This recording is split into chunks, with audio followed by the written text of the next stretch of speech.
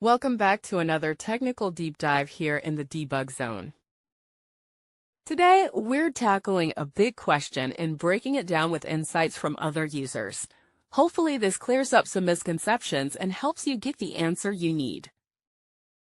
So buckle up, stay a little curious, and let's jump right in.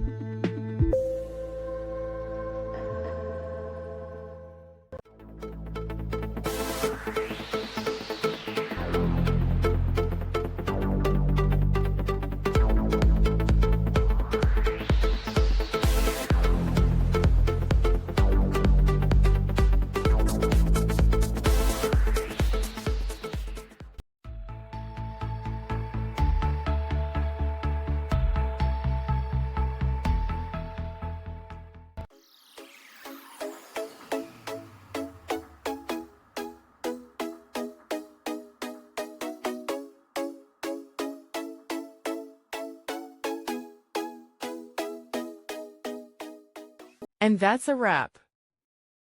I hope you found the answer you were looking for. If you did, take a second to hit that subscribe button. It really helps out.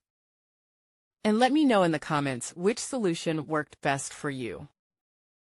See you next time in the debug zone.